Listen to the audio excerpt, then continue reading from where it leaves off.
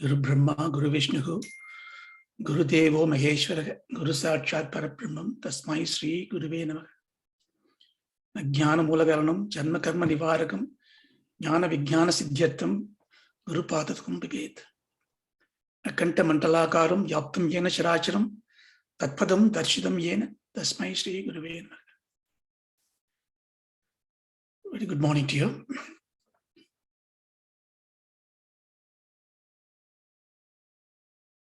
Generally, the positive growth is taken as progress. Any growth, if it is positive, we think it is progress. But over a period of time,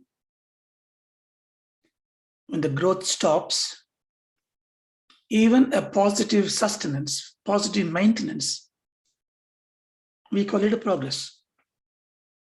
That's how our life is all about. Growth, maintenance. But to nourish growth, we need food. Annamayam. So food is the most important part in life. That's why the mother very lovingly give the child the best food possible. But if you really look at least I don't know these days, but at least in those days, mothers would take the child when they feed very lovingly. They not only feed the child to the physical body, they will take to the garden, they look at the moon. To all the senses will get food. Because nourishment, because the body is embodiment as we know now, is a stula sariram, sukshma sariram.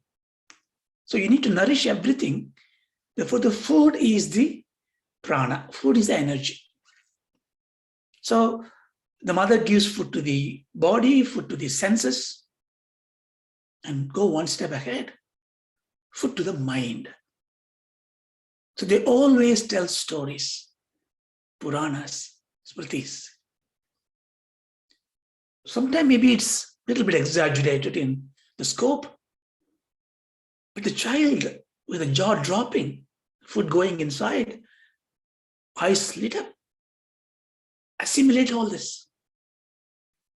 So when they do that, they already have a hero or a heroine. See, it's very, very great insight in this, because people normally say when you get married and you're progressing, and when you're getting a child, you get complete. Why they say that? Because when a child is born, when a child is growing in a house, the parents will make course correction. They will bring etiquette. Even as unsophisticated people also will say, when the children are there, behave better. Why? Because the children look up to the parents as a role model. Consciously, they nurture themselves towards the parents. That's why parents are very, very responsible and start feeding them the great heroes in life. But what happens then once we grow? We have no myth, we have no offspring inspiring stories. We don't even look at anybody's life. Especially the present, we never look at it. We look at the past and say it is history. Sometimes imagine the future. So we lose the propelling force of leadership in our life. Dry life. We lost that oomph of life. That's why we must go back and look at the great people, great Mahatmas. The child will come back into us. We start developing this appetite for growth. Now, especially when we study all the abstract, I say with quote, Vedantic thoughts, Patanjali's Yoga Shastra, Bhagavad Gita, all that when we study, we get so much of knowledge, but also raises the question, if you are anywhere near the shadow of Arjuna, we all are, we have the question, Yeah, okay, I understand all this. But show me somebody who has done it. Arjuna does ask, show me that yogi. Show me the Siddha Prajna. How does he walk? How does he sit?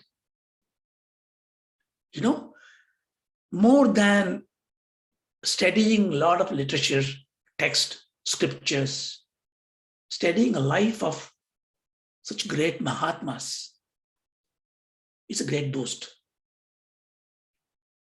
So especially when we do this studies and come back and say, is there somebody who has got Patanjali's yoga achieved, accomplished? Somebody achieved Tattva Jnanam? Somebody achieved the Bhakti? And who is this Mahatma? Who is this Jivan Mukta, we call it sometime in Vedanta? So I give a little story quoted by a Mahatma. So there are 3 villages, they were really frustrated in life, very poor conditions and grief. They said, okay, enough is enough. I'll just walk across. I'll just wander around. So they walk aimlessly to the woods. And after a long walk, they come to a kind of a wall. Looks like there's no passage that side. But they can hear a lot of laughters and joy and some frolicsome games going on, parties going on. They're very keen to know what is going on there. It's a very tall wall, so it's very difficult to reach it. So others help, and one of the 3 gets up to the top of the wall and look on the other side. The moment he saw, his face was full of glee, happy, joyful. He also laughs and jumps into the other side of the wall. He's gone. The other 2 says, what's happening? He said, okay, let me go. The second one climbs. The third one helps him. Second one climbs. He reaches the top of the wall, looks on the other side. Wonderful things. Joy. So he jumps up and down. Oh, so beautiful, enchanting. He also jumps on the other side. It's gone. The last guy was absolutely flabbergasted. What's going on here? But he has nobody to help him out. So he struggles, climbs, and see on the wall. On the other side, absolute joy, bliss, prosperity, wealth, rivers flowing, birds singing, performances going on, tremendous amount of food. Everybody is healthy. Even those 2 guys who jumped there are there glowing in color. He thought, oh, is this heaven? Maybe it's better than heaven. Maybe this is for everything. This is that fulfilling stuff. Then he also jumps, but not to that side. Jump to the side from where he climbed, to the woods. To the obscene poverty side, he climbed and jumps down. Why? He said, look, this is unknown to anybody else. Let my friends go there and enjoy.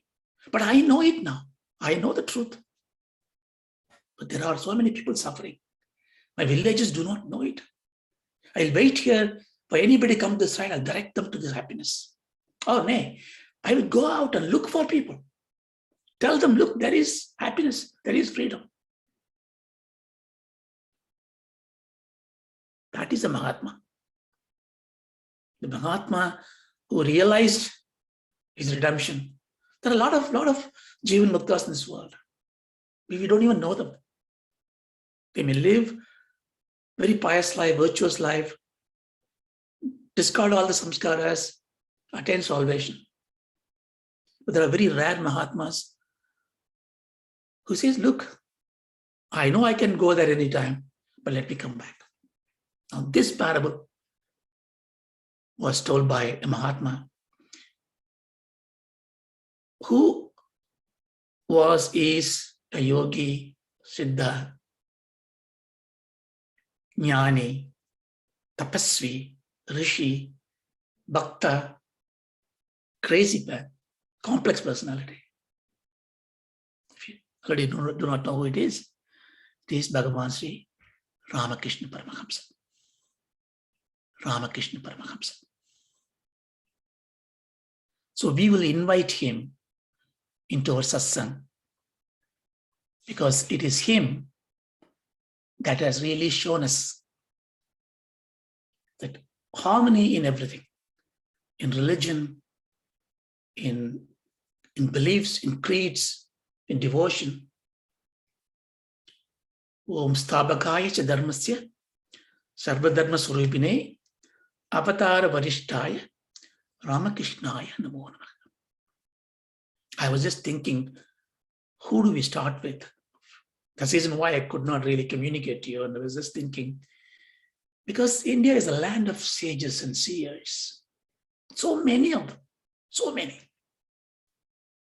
Why it is that only that country has got that much?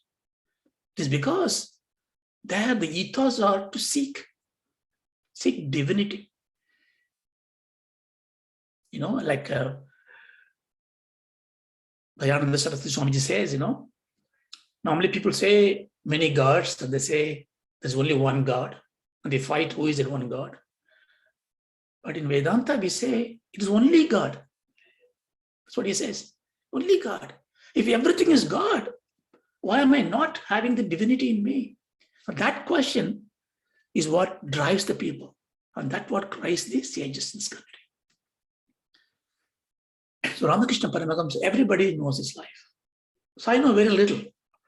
So my purpose is to talk about Paramahamsa, Sri Ramakrishna, so that it may kindle in your memory what you already know about him.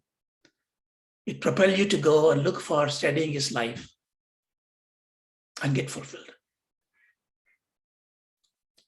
So what we do, we will briefly go through his biography. Sometimes it's important to know the lineage, the family, the conditions of life. He's called a Mahatma, even called an avatar. What is an avatar? The avatar, the root. Tara means to cross, to come. Ava is a prefix is to off, down. So normally say Avadhara is somebody who is descending to the earth.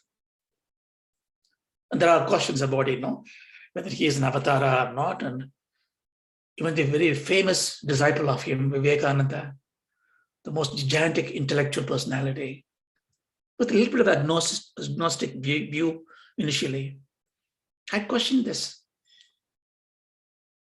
Of course, Bhagavan says, but he is an avatar. But we have no quarrel, we have no issues with this, because in Vedanta, if Sarvam Brahmamayam, why something have to descend? Something can evolve. When you can get divinity, the ascending also is an avatar. So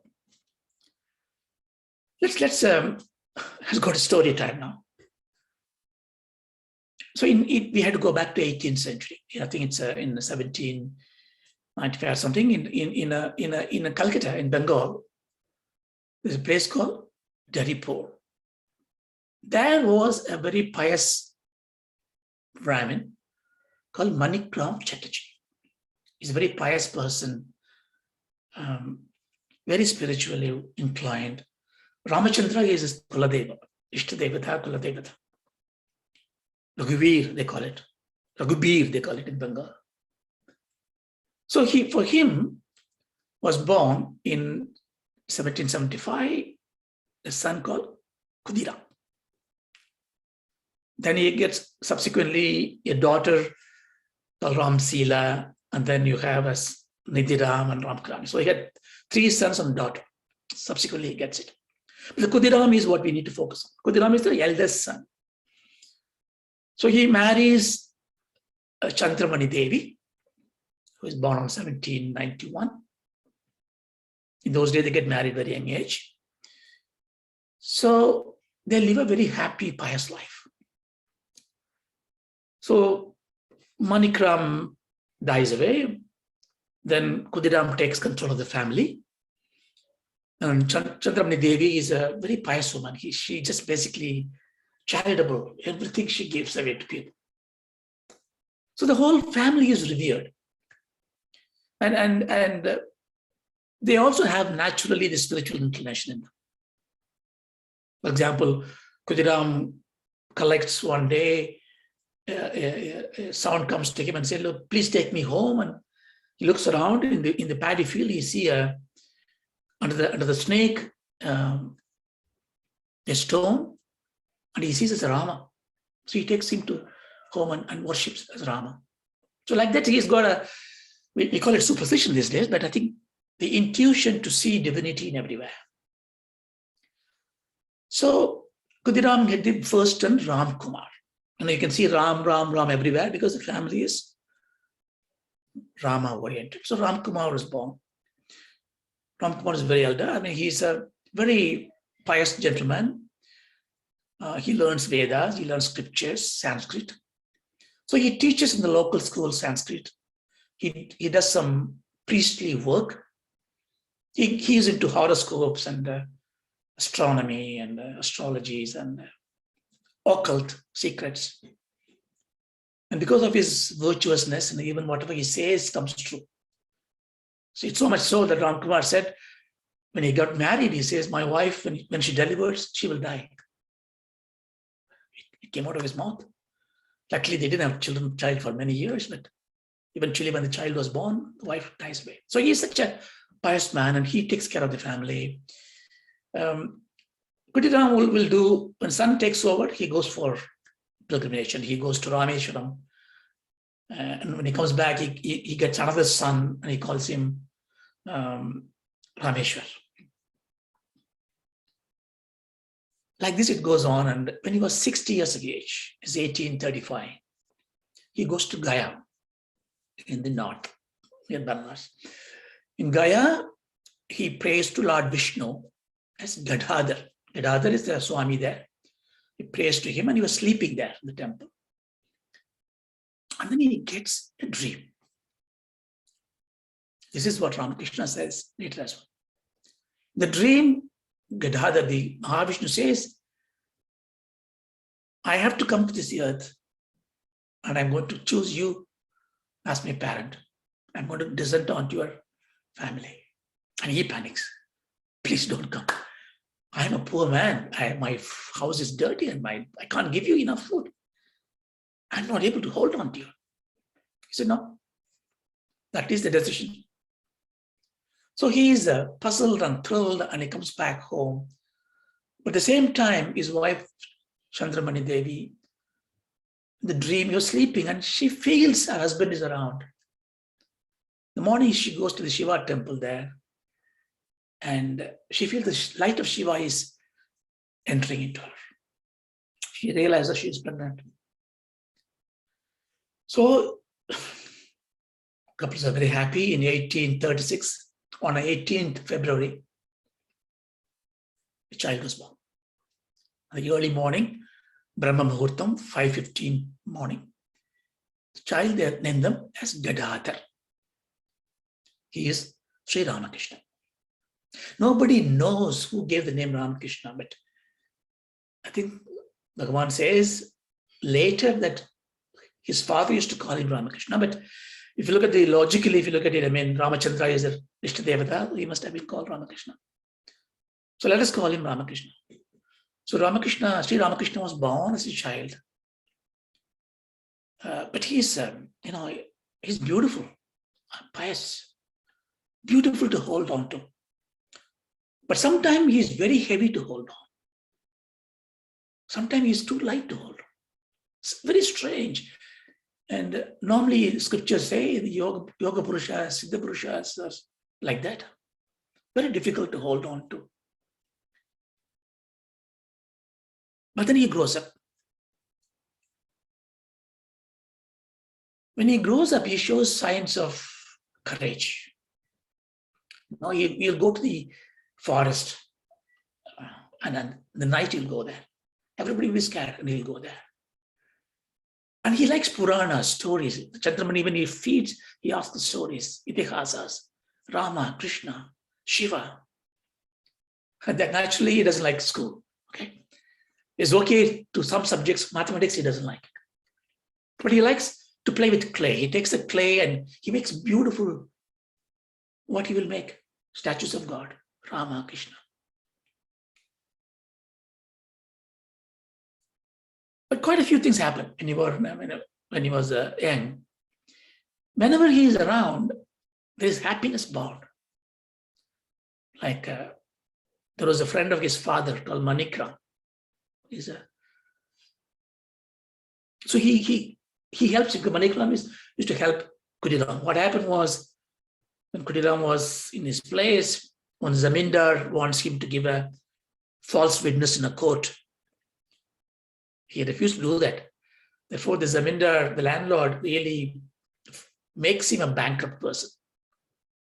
So this happened a few years back. Therefore, Khudiram has actually moved away from that village to the place where Ramakrishna was born. I think this is called Kamar Pukur. That's where Manikram helps him out. So this Manikram, whenever he sees Ramakrishna, he holds him, because when he takes him, he feels peace and comfort. He feels divinity in him. And there are many instances happen. For example, Ramakrishna recalls a day where he got his first super consciousness. So he's got in his lap puff rice his mother makes, and he takes it and eating it. He's 7 years old at the time, and he's walking around in the paddy field. And he mentions that he's got the black cloud, rain-bearing cloud. He looks at it. At the time, a pile of white cranes are passing by. So that sight was so enthralling. He looks at it and he faints, he collapses. He actually got into the Samprajnana Samadhi. He doesn't know it. Just like that. And everybody lifts him up and brings him home, and they think, okay, naturally he's got epilepsy, he's got problem. So they tend to him very, very carefully. This happens. His father dies. Then he becomes more and more devoted to his mother. Like what Shankara's mother did to him. So his mother makes the celebration for Upanayanam, the holy thread ceremony at the age of 9. So it was done. So during the Upanayanam, when they do this, normally the bhiksha the brahmachari has to take is from the mother or the guru. So you can see this Sri Ramakrishna's darshan and insight starting there. He says, look, I want to get bhiksha from a lady who gave birth to him many, many years back. She's the Iron Smith lady. In those days, called low caste, high caste system.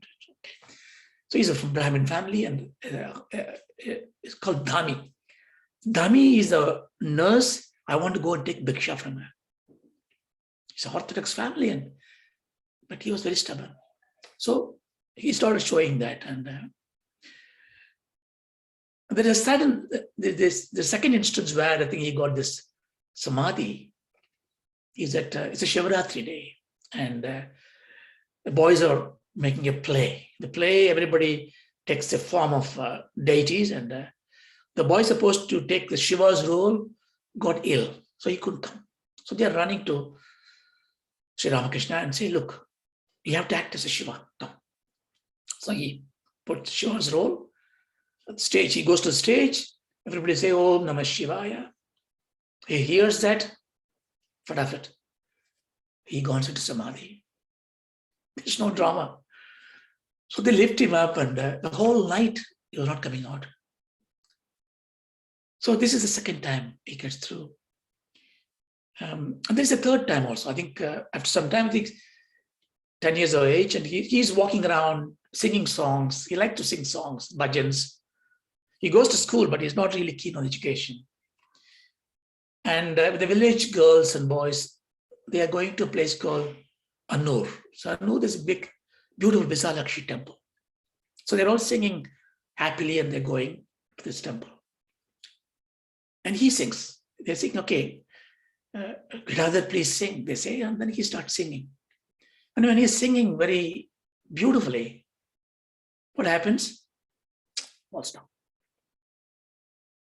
So they are very worried again.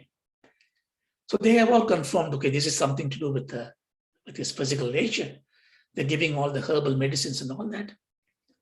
But he's a happy-go-lucky guy. He just doesn't care. So now the family is finding difficulty to survive. His elder brother, Ramkumar's, delivers a boy, Akshay, but his wife dies as predicted. So he said, look, I need to really find a way. So he moves to Calcutta. He goes to Calcutta and then he starts a Sanskrit school. And he takes part-time jobs. Whereas Ramakrishna is there with other brothers, Rameshwar, and they have the sister Sarvamangala, and all this, they are living together. The bond of Ramakrishna to mother grows very, very high. This time, in Calcutta, there is a royal family, and there is a lady called Rani Rashmani. Rashmani is a widow now. She's a very aristocratic lady. Very seldom people know it. I think its history has really obscured her. She stood against the British rule. In fact, the British were looting the waters of Ganges with their motorized boats, and the fishermen was really struggling. She ordered to put the iron gates to challenge the British. So she's such a wonderful lady. And in those days, when husbands are gone, women are treated very, non-auspicious, and so all the bad things was happening. And she fought against all those things. So she has taken a vow to go to Benares. So she wanted to go to Benares and get salvation to her husband. She wanted to give away the final rights and all that. But on a dream came Ma Shakti Kali. And she said, look, child, this is my place and I am here. So don't go there. So construct a place for me to stay. So she gets up and she's a religious person, auspicious person. She says, look, what do I have to do? Then she calls her son-in-law, Mathurji. So Mathur is married to her third daughter. So Mathur is a very pious man. And she said, yeah, he'll do. So in 1851, they buy 20 acres of land around Ganges. In those days, it's a very lot of land. And it's very interesting. They buy a land from an Englishman who occupied a mound of land on one side and the Islamic cemetery on the other side. So she pays money, buy those land, and then she builds a place, a temple. This is in a place called Dakshineshwar, around 40 kilometers north of Calcutta. So she builds a beautiful Bhavadharani temple. Bhavadharani is Ma Kali temple. But Ma Kali, Mata is standing on Shiva's, what it means is that she's coming out of the Parabrahman. And then she put 12 temples around that, 6 this side, 6 this side, and 6 Jyotirlingas. Then the Mahavishnu's temple, the Radha-Krishna temple. So a beautiful temple was built. But nobody wants to come and do prayers. On 31st of May, 1855, Mahakali is erected, Radha-Krishna is erected, but the Brahmins are not coming. So even though she's an aristocrat, she is a low-caste person. So this is the kind of mentality that's right. So she was panicking. That is the time Ram Kumarji is in Calcutta.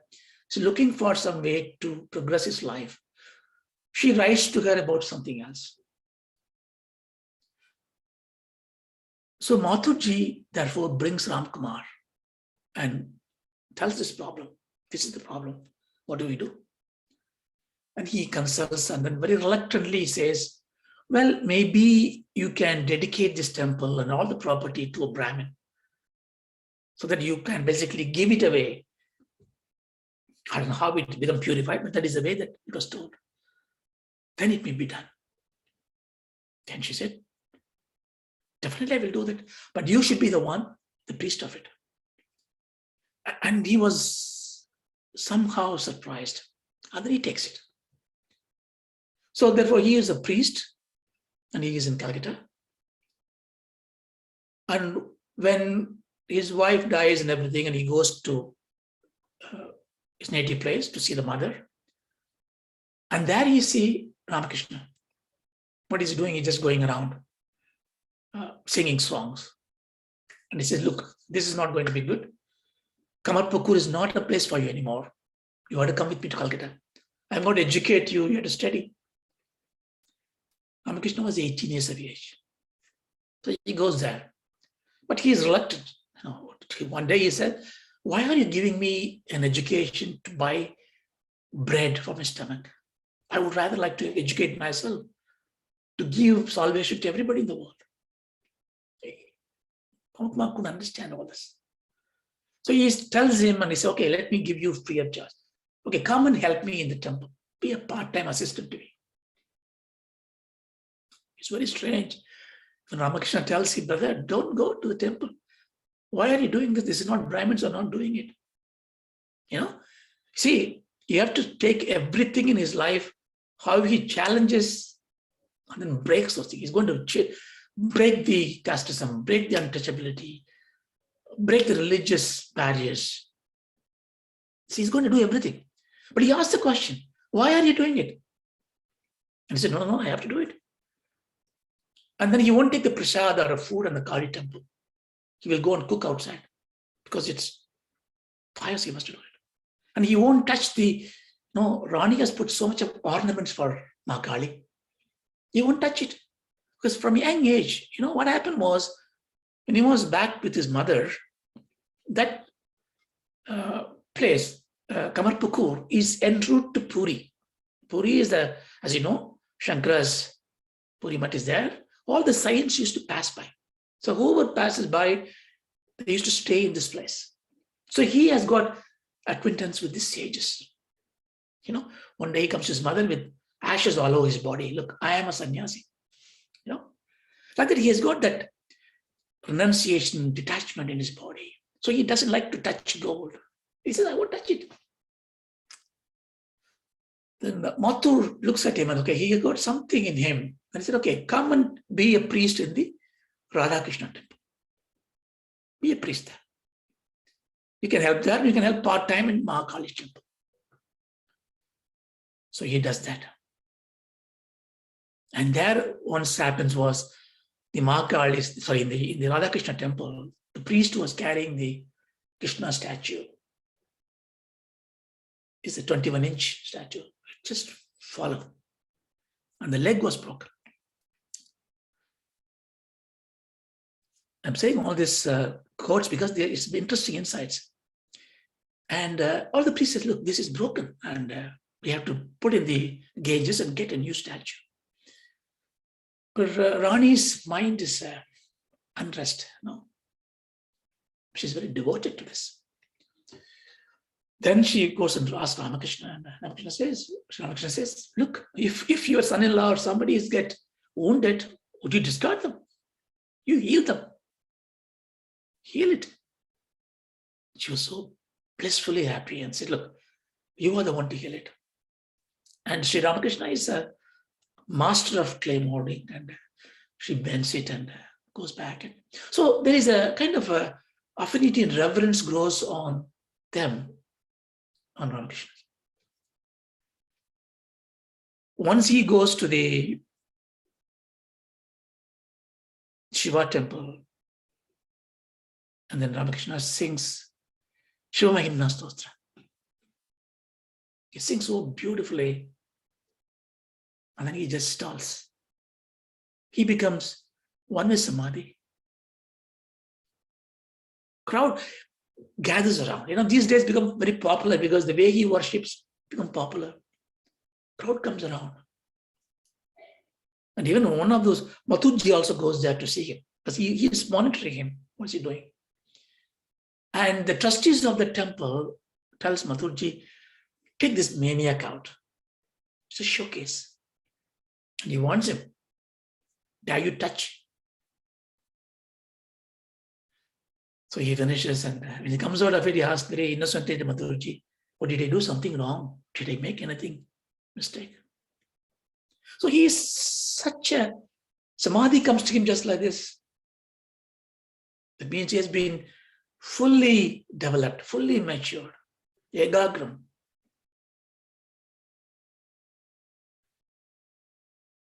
This time, Ramakrishna dies. There is nobody to really take care of Mahakalis. So Mathurji says, you should be the one doing it. He is not really willing to do it. So he takes him to a guru, first time, called Kenaram Bhattacharya. So guru comes to Ramakrishna. And he teaches him the rituals. Because in Mahakali is worshipped in a tantric way. There are a lot of rituals are needed. He is a Vedic Brahmin and scriptures, and he goes to him. The moment the first ritual was taught, and he's very eagerly, he learns everything. The first ritual was taught. What happens? He goes into the trance. How can you teach him? Doesn't matter. He says, look, you must want to do it. So he accepts to be the priest of Mata. A great transformation happens. Because he does not think that a priest's job is to decorate a statue and put ornaments, then take an approach towards as if it is God and do the rituals and eat the food. For him, it is not. That is God. If you say it's God, it is God. That's it. Therefore, he approaches Mata as God. But Mata is not talking to him, not smiling at him. Something wrong. He thought, my brother was worshipping. I'm worshipping, and she's not responding to me. She cries all the time. When the puja is finished, he goes to the garden near there, which is right to call Panchavati. And there is a banyan tree, there's an amla tree. He will sit under this and do meditate. Nothing happens. He will cry. This is the time Hriday is one of his sister's son comes from the village to Calcutta. He knows his uncle, Sri Ramakrishna, as he faints all the time. So mother says, go there and help him out. So Hriday comes, and for many, many years to come, Hriday is his custodian. So much so, becomes so possessive. And he has to be dismissed later in life. So Hriday comes, helps, and they do this thing. Now he prays. No rituals. He prays in his way, in his own way. But nothing happens. He could not tolerate it anymore. He says in his words, he will lie down on this floor. He will rub his face on the ground like a child. And people who come there and say, look, what's happened to this? They think he's a maniac, multiple personality, complex person. Something possessed him. We judge people, Judgment is quite easy for us. But there is something in him, Mathurji is watching it. One day, he couldn't bear it anymore. He says, enough is enough. This goddess, this Mata, is really playing a fool at me. She goes to her, locks the door. He sings and prays and look, I've done everything that you asked for. You're not showing yourself to me. And looks at the wall, and there's a big sword there, Mahakali has got all this weapons of mass destruction to annihilate the Maya. She takes one and is going to cut his neck. So he stayed. I'm not quoting verbatim, but he says in his thing, the moment he took it and about to slander his head, everything changed. The temple was rotating, the walls were rotating. Mahakali is not there. There's effulgence of light, smoke, electrifying him, choking him. He just couldn't bear. He couldn't breathe. He thought he's going to die. He says, Mata, Mata, please help me, save me. It's gone. He's completely transformed. He now has seen Mahakali as a total effulgence. Subsequently, his behavior changes completely. Next time, now he will dress the mother, the gold that he cannot touch. Now he says, do the alankarams for the umpire. He will feed her. Now he'll say, feed, eat, take the food to the mouth. Oh, you not want to eat that? Let me taste it for you. And he will eat it. And people come to the temple, get really worried. I mean, how come this? Sometimes he brings the flowers. I'm going to put the flowers to you. No, I'm not going to give you. I'm going to do it myself. So he'll put on himself, like a child playing to the mother, or a father playing to a daughter. First Salyam is there. So people complain, but Mathur has got reverence. One day Mathurji was watching him. There is a corridor outside the temple, huge hall. They're just walking up and down. He was watching him, sunset, evening time. And suddenly Mathurji runs from his guest house to the hall and falls on his feet. Because when you walk, I saw Shiva. When you walk back, I saw Mahashakti. Ramakrishna says, please get up. You are an aristocrat. Don't fall on my feet. I'm nobody. He said, no, you are everything. He calls him Baba, father. So he was like this. So his thing going on, his bhavam, bhakti is incomparable. He'll have a dasya bhav. He will do Rama. He'll go to Rama's temple, Ramachandra. He said, look, I have to be a savior of Rama. Servitude is important. I have to serve. I am the Hanuman. Then he will take his dhoti, tie it in a way that one part of the string goes as a tail. He jump upon the trees. He won't talk. He will really blabber like a monkey. Rama. 3 days he was just running around. People are getting used to that now. He is a complex personality for people. But some see divinity in him. What happens to him?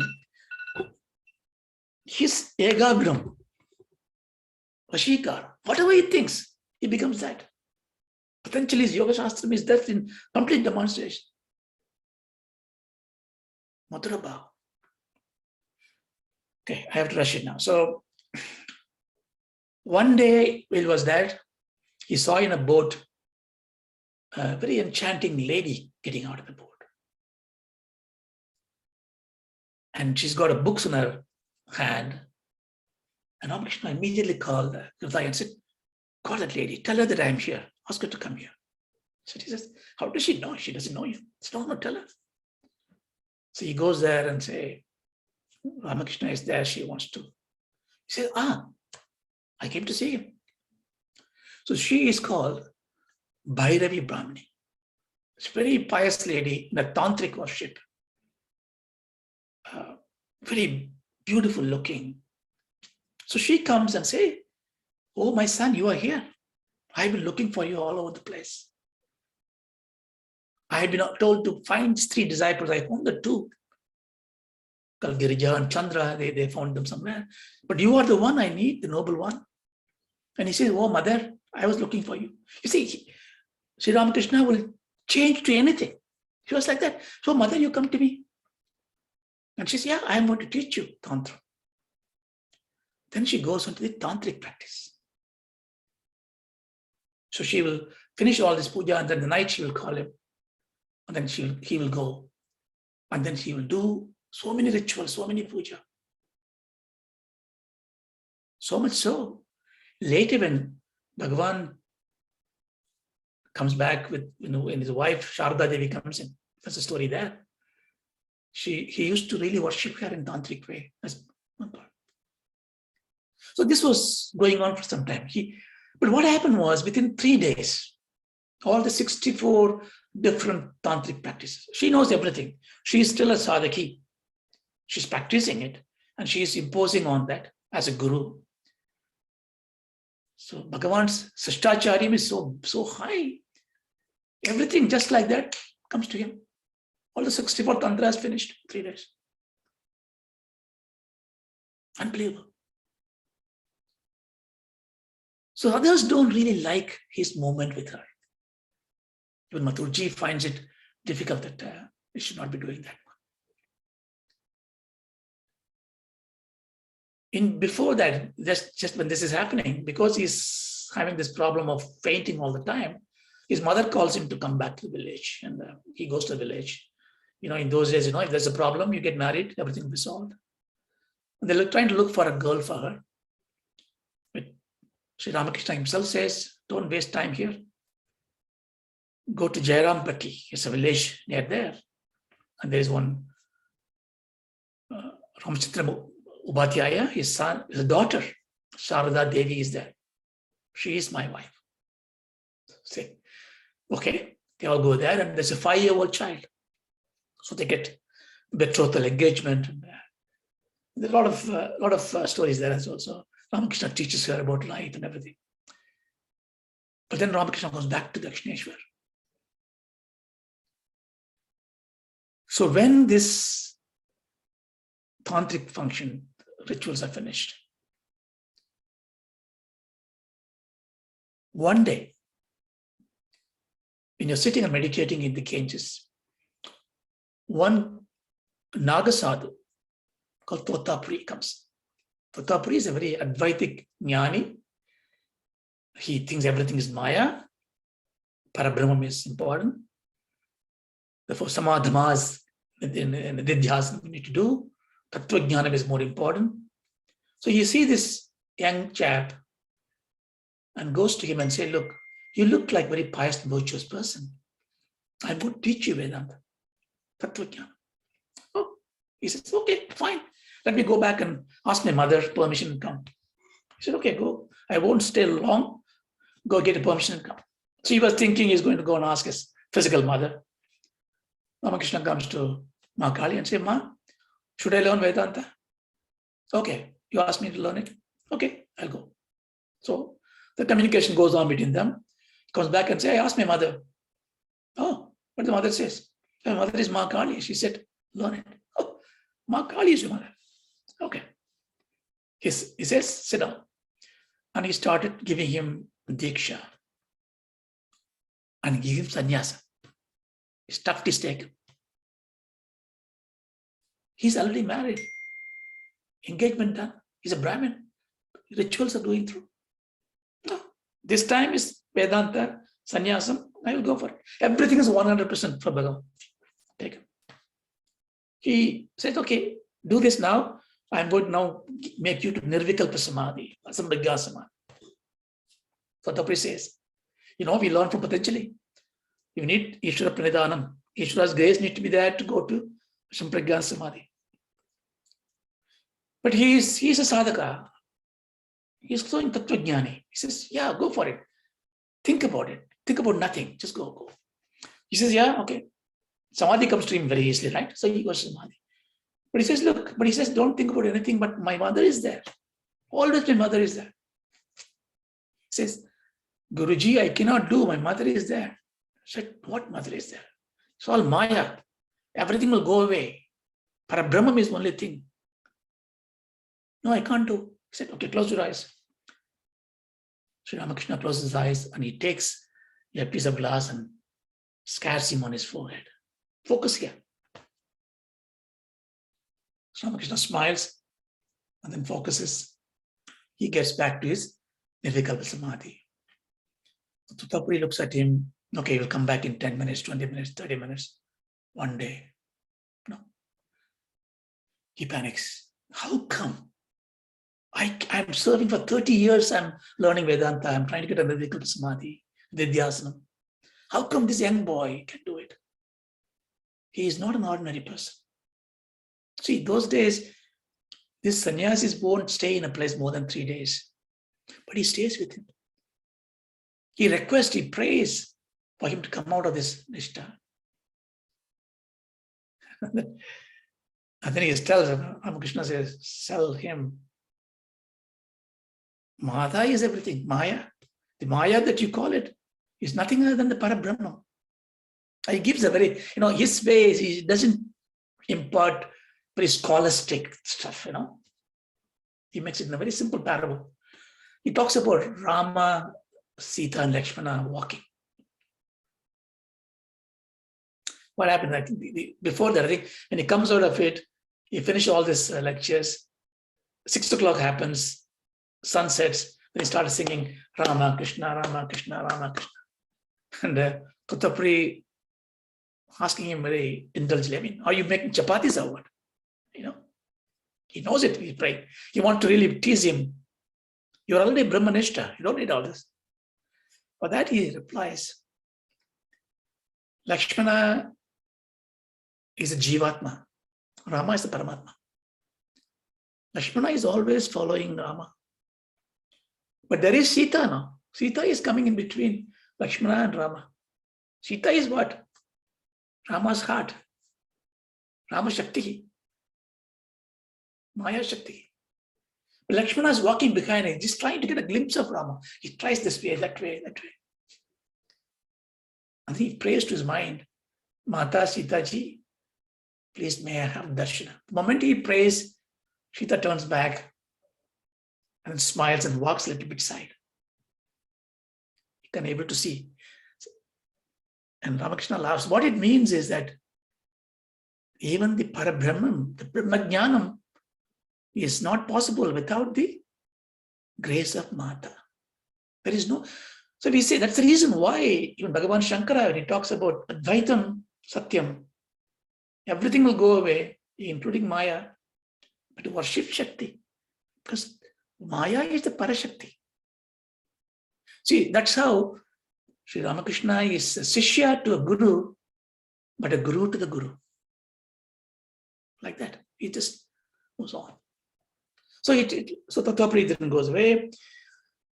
Then another person comes to take care of Haladari, comes to the temple to take priesthood. Ramakrishna now wants to go and see his mother. He goes there, and Brahmani also, Bhairavi Brahmani also goes with him. In the village, I think, doesn't gel very well. I mean, after some time, Bhairavi Brahmani also finds a bit envious of others treating Ramakrishna, serving Ramakrishna. Sharda Devi is serving Ramakrishna. She's very possessive. And so there's some quarrel happens. Then Ramakrishna asks her to leave, go to Benares, and she goes to Benares. And then he couldn't stay there. He comes back to Dakshineshwar and leaving Mother Sharda there. And then he goes to Gaya, Kashi as a pilgrimage with Mathurji. It's also interesting stuff. He goes there on a village. On the way, he finds poverty, and he tells Mathurji, give this village food, money, and everything. Mathurji says, look, I don't have money. You need for the pilgrimage. He said, no, give it. He doesn't go to Gaya. He doesn't want to go to Gaya. But he went to Banaras. There he see Bhairavi Brahmani last time. And he advises her to stay there until her last days. She comes back. In the meantime, he does quite a few, like if he wants to be a Muslim, he wants to see how one Muslim comes to him and prays to him. And he said, okay, I want to be a Muslim. 3 days he becomes a Muslim. No Swami, no Ambal. He doesn't come to Kali temple. He's not mixing Hinduism and Muslimism and no, completely Muslim. And he says, I can get salvation. Same way Christianity, he goes and he gets Mary in her and Jesus comes to him. So he was preaching, showing, demonstrating, whatever faith you are in, stay there. But if you are 100% in it, you get salvation. How many of religion, how many of things comes to him? But for the lack of time, I'll just conclude it now. So when he's doing this, comes the disciples of Calcutta, and young people, educated people come to worship him. And the notable one is Narendranath. So he's the son of a very prestigious lawyer called Devendranath and Bhuvaneshwari Devi. And this young man, beautiful chiseled face, sings beautifully, Shankara's devotee. He can recite scriptures, Shiva Bhujangam and Nirvana Shadakam. And when he sings, everybody get hypnotized. His parents were trying to get him married and he doesn't like it. And he tells Ramnath, his cousin, he tells him, look, I don't like it. I don't want to get married. I want to renunciate life. And he says, okay, let's go and see. Sri Ramakrishna is there in Dakshineshwar temple. Let's go and see him. It's very interesting. I mean, the meeting is described by Vivekananda and as well as Sri Ramakrishna. So he goes there. Sri Ramakrishna was sitting there, and Ramakrishna says, he enters the room and sits there. And he sings, he asks him to sing a song, and he sings Nirvana Shadakam. He sings. Ramakrishna goes into trance and he gets up and asks him to follow him, Narendranath to follow him. Takes him to the room and he says, why didn't you come so long? Where were you? I was looking for you. You are the Nara, the Nara Narayana. So you are the Nara, you are the sage. I was waiting for you. He hugs him, kisses him, caresses him. He runs to the kitchen, brings sweets and feeds him in his mouth. And Narendra was, he's a virtuous person, but he's a little bit agnostic. He has a rational mind. He is God.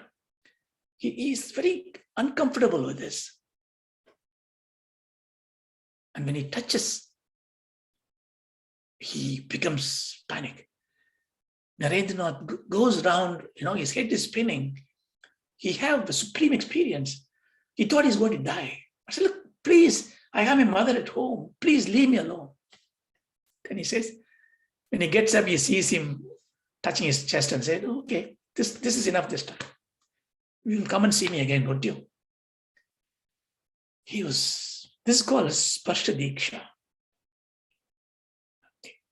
Everybody cannot get it because Narendranath is matured in his samskaras. Again, 1 month after he goes to him. This time he was sitting there in a court and he goes to him. While he was talking, he was singing, and suddenly he takes his right foot and put on his head, Narendranath's head. Gone. He's spinning. He's gone. He was going there to resist this. I will not be cajoled to do this. I won't touch him. But touches him, he goes away. So he is very confused. He kept his mind that this, what happened was Bhairavi Brahmani has realized that Ramakrishna is an avatar. Avatar, to declare somebody is an avatar is a very dangerous thing, right? In this world, even nobody believed Krishna was an avatar. We know in life, so many sages we see. We don't worship them. Because how can you worship another man? It may be good qualities, right? You see, we trap ourselves in a kind of a cage because we want to see God, right? And God says, look, my dimensions are very big. Your 3-dimensional cannot see it. So you need to come out of your body, then I'll show you. No, that is death. I said, no. Prove it to me. Come down here. Okay. Can I come as a human being? But if you come as a human being, then my ego comes in. He talks nice words. Oh, he got some samskara. Maybe a siddha, maybe an angel, maybe. Cannot be God. So we completely write off. That's the reason why in your contemporary life, even if you can see divinity around you, we don't see it. When the person is gone, everybody when is dead, after death, we celebrate. It's much easy, he won't come back. Or somebody will come, Kalki will come in our hearts. Why should it be Kalki? Cannot be somebody else come before that.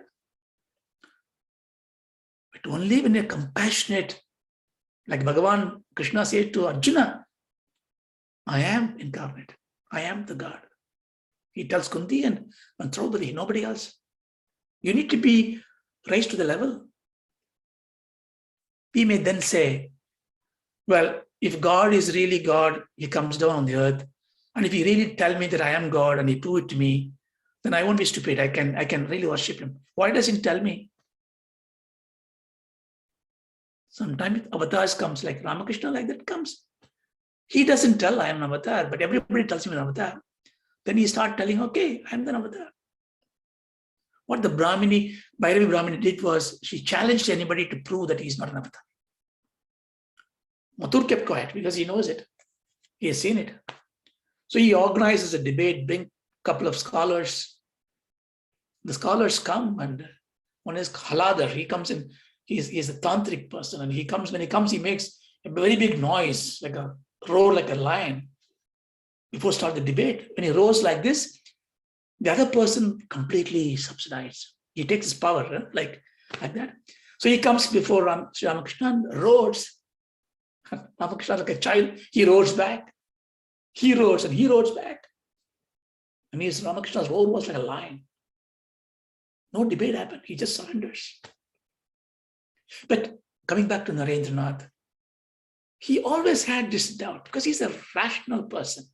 God coming down to the earth, if he is, let him prove it to me.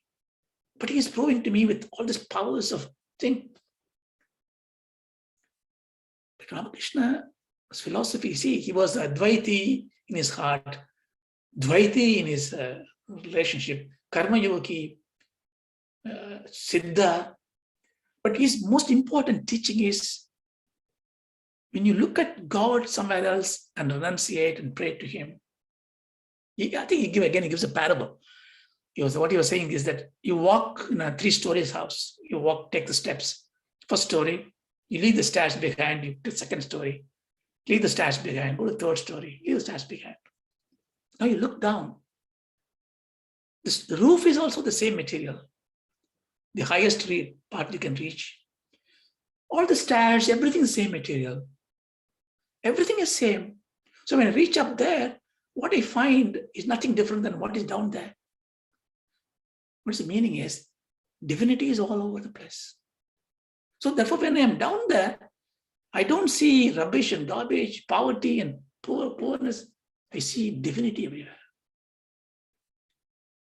Therefore, you must do service. Somebody said, compassion. I said, you get very angry. What do you mean compassion? It's not compassion. It's not the compassion means that somebody is suffering, you are the one to help. You have nobody to help. That is divinity in that form, in a suffering role, in a diseased role, in a leper. You see as a divinity. Therefore, even the word service is a very dangerous word for him. It is worship. Everything's worship. Such a wonderful philosophy he did. So this changed Narendra's mind. But he still wants to know, how do I declare him as an avatar? See, knowledge is sometimes a burden. Bhagavan Sri Ramakrishna get a disease, he got a cancer, throat cancer, he could not speak. So his disciples are letting him stay behind, take rest, but he's as usual, he's doing that one. So he is resting, cutting all the story short. He comes down to a place called Kasipur, the place where he is stationed now. Doctors come and see him. Narendranath mobilized youngsters to come and serve him. There are 12 youngsters around him all the time. It's one beautiful night. Ramakrishna is inside. So Narendranath comes outside, and when they saw the haystack, it's cold winter day, he says, okay, let's burn these haystacks. He put the haystacks, burn everything. They are all sitting around it, and they are singing Shankara's shlokas, praying for Ramakrishna. He says, let's now go and see the Guru. They all go inside the Guru. He's there, and they are suggesting to him, auto-suggesting to him. I said, tell Ma Kali, so mother, to make you cure. He smiles. How can I? My mind is completely with her. I can't ask the mind to give back to me so that I can use the mind to ask for something else. I have nothing else. Narendranath is not happy. No. In one second it can go. You please ask. You have to eat. You're not eating. You have to eat. Ask her to make you eat. He closes eyes for a few minutes and comes back and say, mother says, I am eating through everybody else. See, he is Sarva Vyabhi. Nothing can be done. Then Narendranath goes out and the disciples are there. It is that fateful day that he's going to pass away. So he was there. And he calls each one and gives them Sasi, Sharda. They all become 12 disciples of him. He touches them each one. Touch each one. Put his feet on somebody else. Voluntarily, like they call him Kalpataru. Kalpataru he's in a Kalpataru darshan. He's just touching everybody. And all those 11 disciples, when they touched, they go into a different world. Some laugh, some cries. Some just don't know what happened to them. So he makes them like a beacon of light. And like, Bhagavan Shankara says, Krishna says in Gita, now to light a lamp, you need to take to another lamp. You can't take a light from a photograph or a DVD or a video player. So here this is light. The light, see, the receiving light could be a huge petrol bomb. The lighting can be very small. So he started giving this one. And there's a hue and cry, and so Narendranath comes inside. And he realizes this is his last day. So everybody goes out and he stays there and he's near the feet. And he looks at him. And Sri Ramakrishna was closing his eyes. So Narendranath thinks in his mind. He's the Vivekananda later. He thinks in his mind. What a Mahatma he is. But if he says to me now, in his own words, that he is an avatar, then I take it. The second this thought came to his mind, so Ramakrishna turns back and looks at him and smiles. Who he was Rama, who he was Krishna, is this Ramakrishna. Then with a smile, he looks at him. May not be in your Vedantic way. He was completely silenced. So he put his feet on his thing, and like he did to Mother Sharda, he says, everything I'm giving to you. He gives everything to Narendra. That's why when Swami Vivekananda, when he was declaring that, when everybody is praising him after his gigantic personality, ruling the world with his thunderous message. His message was, he gave so many messages, but everything, if you really look at it, on just one thing that was Sri Ramakrishna said, that is divinity everywhere, service in every form. That's the reason why he said, arise and awake, serve others. And when he said that, if I say anything good, if I say anything right, I'm not saying bad, please forgive me. It is because of my Guru, Avatar. He says Avatar. I know. He's not saying I think, I learned. No, I know. It's an Avatar. No scriptures people will say avatar should be written in Bhagavatam, should be said there. No, come on. How can you limit that? If I make any mistakes, if I do anything wrong, it's all mine. But everything is Guru's. So that's how Ramakrishna Paramahamsa has preached us. So it's an ocean, How can I say anything? Well, I know nothing about him. I know very little about him. I only thought about this and collected some thoughts on this. There are so many Mahatmas are there teaching about his life. There are so many books there. So whatever I missed, whatever I made wrongly, forgive me for it. But go back and read through. What happens is when you read through this life, it has to really, touch you and say, look, I can evolve. I can evolve. Either this Janma, next Janma, doesn't matter. I can evolve. I can see everything. Non-duality is his whole core. If you want to remember this, you can remember Sri Ramakrishna has Mahabhava. She is, Bhavam is an appearance, the form. Parashakti is the Bhavam. Everything is a Bhavam. The Abhavam is where the Parabrahma. But the Abhavam to Bhavam, there must be a transition. Advaitam, when he goes to complete Samadhi. Dvaitam, his place, Christian, Muslims, Tarka, devotion, Bhakti. Then Vasishtadvaitam, in a place, position where he is there, either there, not there. How can somebody be all? That is the Parashakti, Shakti, Kripa.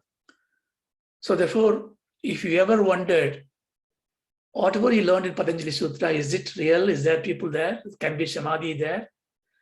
Whatever we learn in Tattva Bodha, can it be there? Shanti, Tama, Sama, Dhamadhi, Nidhyasnam, Advaita Paripurna, Anubhuti. If you read the Bhagavatam, Gita, devotion, is there anybody who can devote to God? See God everywhere? Can anybody who is illiterate become such a great scholar? All that, if you look at it, is a Mahatma. He is the one who climbed the wall, see everything, did not jump, came back and taught us what we need to do. So I'll finish with that one. Om Sthapakaya Dharmasya Sarva Dharma Surupine Avadara Varishtaya Ramakrishnaya Te Namah. Om Asadoma Sadgamaya Tamasoma Jyotirgamaya Mrityoma Amritam Gamaya Om Shanti Shanti Shanti. Om Shanti Shanti. Om Tatsat. Thank you, Raja.